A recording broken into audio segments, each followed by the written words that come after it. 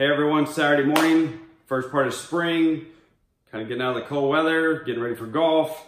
We have our first event from a junior perspective in Atlanta coming up at the end of the month. And if I have any sniffles, I apologize. I do have allergies, so that's something I have to figure into everything, including these videos. So I think it was very prevalent on the last video I shot. We were outside and the pollen was getting to me, so I apologize about that in advance. We have the time changing this weekend. Got several videos we're gonna load. We're gonna shoot a video later today on a fitting. A lot of people haven't seen the true technology fitting where it's an avatar. They put the 3D electrodes on you and they can see your avatar, every angle that you have, if your shoulders are open, closed, your hips are open or closed, and vice versa. So it's fascinating if you want to improve your game. We're going to show a little bit behind the scenes on that fitting, so we appreciate the people that are going to be helping us with that. Also, today's discussion in the next video, I want to thank the Golf Channel for their content this week. Big challenges on the PGA Tour.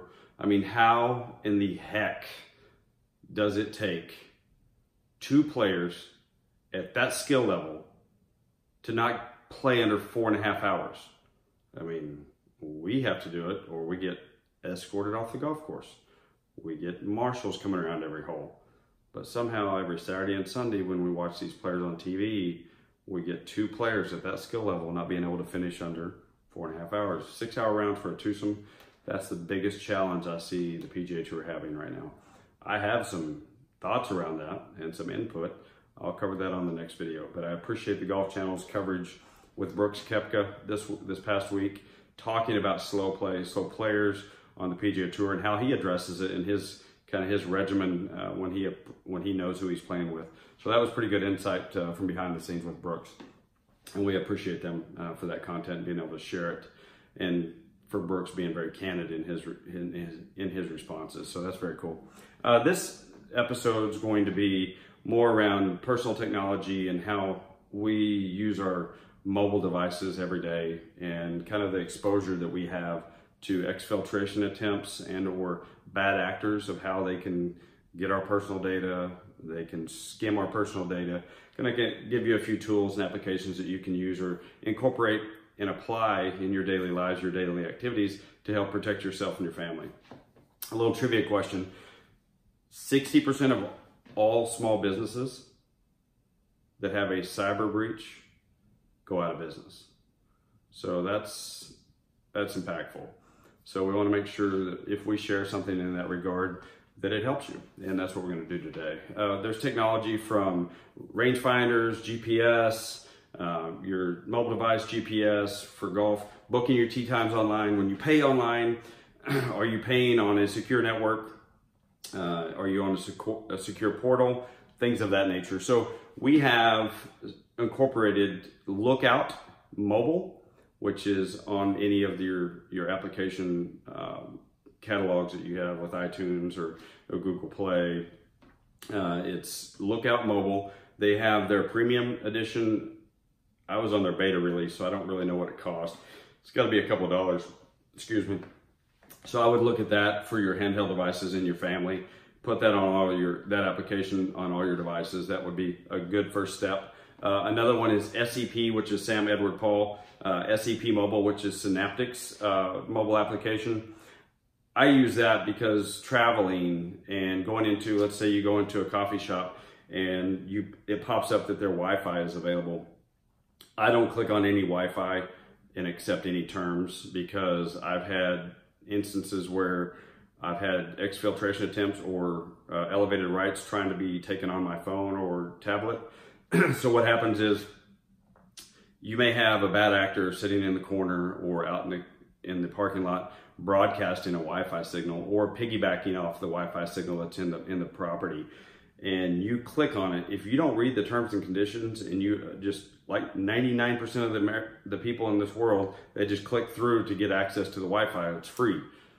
We're in a big branded place. Well, that's the biggest target right now. So when you click that, you give them elevated rights to your device, and that can be challenging. They could sit on your device for a year, learning your habits, learning how you log into things, learning what your passwords are, until they feel like there's an exfiltration opportunity before they extract any data. So that's something you always need to look for. At home, on your laptop, your cameras that you have on your laptop, get those little sliding things that cover the camera, so you can always have that closed when, you know, if you're not doing a video call or a video conference.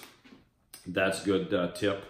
We use it around here on everything. You can't do it on your phone that often, obviously, because you use that camera for FaceTime and things of that nature.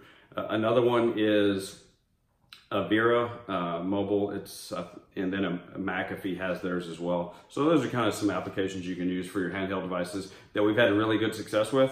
They've been able to, hey, there's a bad IP address, there's a bad Wi-Fi here that's trying to skim information off your device. Those will pop up, those alerts will pop up. So those are things you can incorporate in your daily life. Outside of technology for golf, that's what we use from a mobility perspective. I mean, everybody is today, got to have it now, a very, you know, Amazon type environment. So that's what's really challenging for me. It seems like every industry is going through a huge transformation of, you know, getting with the 21st century technology swing, 22nd century visionary, and 5G coming online. You have all of this technology shaping everything. The PGA Tour has incredible technology at their fingertips, and they're using it, but they don't apply it to what the end user experience is. So I'll tackle that in the next video, but my biggest challenge is, why can't we use the technology that we have available to help an entire ecosystem of golf? It's already happening on a portion of it.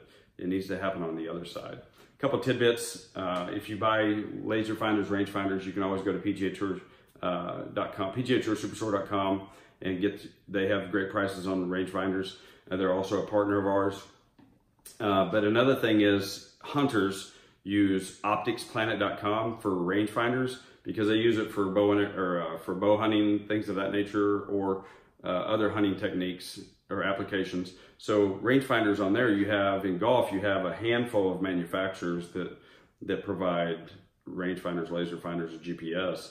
When you add in OpticsPlanet.com, then you have an entire ecosystem built around that of 20 plus manufacturers. So the cost difference is incredible. So where I may buy one for $499 at a store, I can go on there and get it for $150. So just food for thought when you have to spend your hard-earned money on something. That's another avenue you can look at as well. So we'll wrap this up. The other technology, real quick, everybody, when it comes to golf, the new technology from equipment. I mean, I'm a huge TaylorMade supporter, obviously, and will always be. That's just, I don't care if they run me off, I'm still going to use the product. But the twist face that they came out with last year, they have incorporated that on their 3 woods, or all the woods outside of the driver this year. You have to think about that for a second. They've regulated the driver face for years. What's one thing they haven't regulated? That's the 3 wood. So fairway woods, utility clubs, those are unregulated. That's how those guys that do this for a living can hit those clubs as far as they can their driver. Plus you can work the ball a little easier with it because the heads are smaller. When I grew up, the drivers were that big, so I'm kind of used to that. Drivers nowadays are 450, 460, based on how far the limitations is on the USGA's site. So it's amazing, the technology, and it blows me away when I go through, let's say, a charity event. I think, you know, with TaylorMade having 60+% market share in the equipment business, I think, wow, that means there's a lot of people using new equipment. I'll go to several charity events a year, and I do it every time, and it's just, I'm a creature of habit like that. I'll walk kind of in between all the carts and just kind of glance in the bags to look at everybody's equipment, to see what they're using, to see, really, I look at to see how dated it is. And man, I've seen some, and it's not just one event. Pretty much every event I attend, 90% of the bags have dated equipment that don't help the player. And I can tell you, the irons that we're playing in today's environment, holy crap, they are far exceed the clubs even 5 years ago or 3 years ago.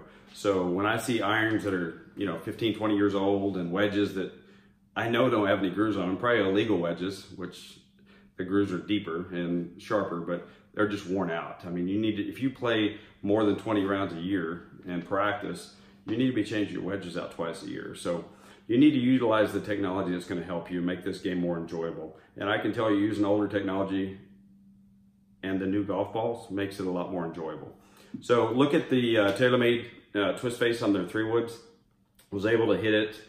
We have some here now. Was able to hit it. We have a simulator here at the house, so we're able to incorporate that, get our numbers off of that, and kind of fit it into where our gaps are in our bag. So really look at the new technology out there. Whatever brand you support, the new technology is definitely going to help you succeed and enjoy the sport in the long run. So we appreciate everyone's time.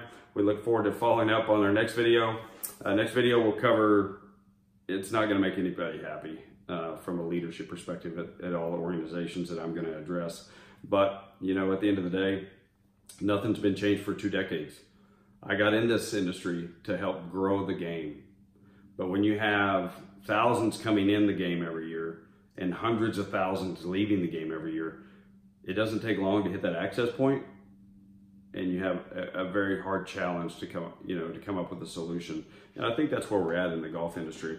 You have viewership dwindling on tour, and I guarantee it's because of pace of play. So I'll cover that in the next video. Don't want to digress and stay on topic here with technology. The other thing we'll cover is we have an iron fitting later today with a close friend, and we'll kind of give you some behind the scenes on that. So those are all we have today. I hope everyone has a wonderful weekend. We look forward to seeing you. Keep it in the fairway. See you, bye.